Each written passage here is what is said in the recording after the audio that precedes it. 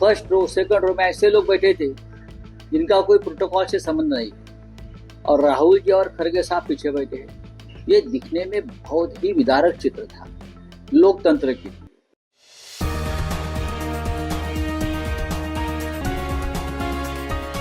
आप देख रहे हैं वार्ताकार। कांग्रेस के वरिष्ठ नेता राहुल गांधी और मल्लिकार्जुन खड़गे जी को गणतंत्र दिवस के अवसर पर आयोजित कार्यक्रम में 5वीं कतार में बिठाया गया था। इस पर बयान देते हुए शिवसेना सांसद संजय राउत ने कहा है कि मैंने पहले भी कहा कि यह सरकार चाहे महाराष्ट्र की हो या केंद्र की हो, विपक्ष के नेताओं के प्रति उनका जो रवैया है वह लोकतंत्र के लिए ठीक नहीं है। उन्होंने यह भी कहा कि राहुल गांधी जी, मल्लिकार्जुन खड़गे जी ये लोकसभा और राज्यसभा में विपक्ष के नेता हैं, दोनों ही वरिष्ठ नेता हैं और प्रोटोकॉल के अनुसार दोनों विपक्ष के नेताओं को सम्मान के साथ वहां जगह दी जानी चाहिए थी, लेकिन पहली दूसरी कतार में ऐसे लोग बैठे थे जिनका प्रोटोकॉल से कोई संबंध नहीं है। यह देखने में ठीक नहीं है लोकतंत्र के लिए, प्रोटोकॉल के लिए। दूसरी तरफ बारामती एयरपोर्ट पर सुविधाएं नहीं है, फिर भी वीआईपी वहां उतरते हैं। इस पर संजय राउत ने कहा कि इस हादसे की जांच होनी चाहिए। मैं राजनीतिक बात नहीं कर रहा हूं, लेकिन जो तकनीकी खामी वहां हमें दिखती है उसमें एटीसी नहीं है, वहां रडार नहीं है, वहां स्टाफ नहीं है और बड़े बड़े वीआईपी के विमान वहां उतरते हैं। चाहे गौतम अडानी हो, अजित पवार हो, शरद पवार साहब, बड़े बड़े नेता वहां आते हैं, विमान उतरते हैं।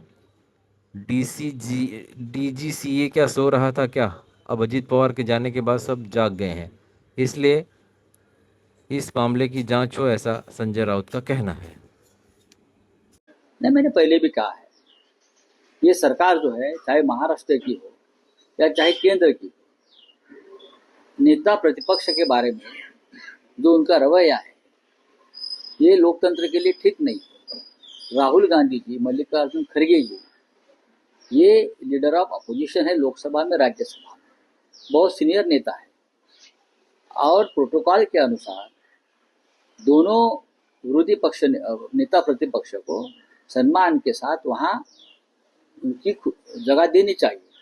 लेकिन मैंने देखा है कि फर्स्ट रो सेकंड रो में ऐसे लोग बैठे थे जिनका कोई प्रोटोकॉल से संबंध नहीं, और राहुल जी और खड़गे साहब पीछे बैठे हैं। ये दिखने में बहुत ही विदारक चित्र था लोकतंत्र के लिए, प्रोटोकॉल के लिए। लेकिन ये लोग करते, महाराष्ट्र में तो अब एक कानून ला रहे कि किसी भी हालत में विधानसभा और विधान परिषद में अपोजिशन को नेता नहीं मिलना चाहिए, नेता प्रतिपक्ष नहीं मिलना चाहिए, इसलिए लोग कानून बना रहे। ये उनकी लोकतंत्र के बारे में उनका मोहब्बत है। बारामती एयरपोर्ट पे सुविधा नहीं है, फिर भी वीआईपी वहां पे उतरते हैं, किस तरह से? देखिए, मैंने पहले भी कहा है कि इस एक्सीडेंट की जांच होनी चाहिए।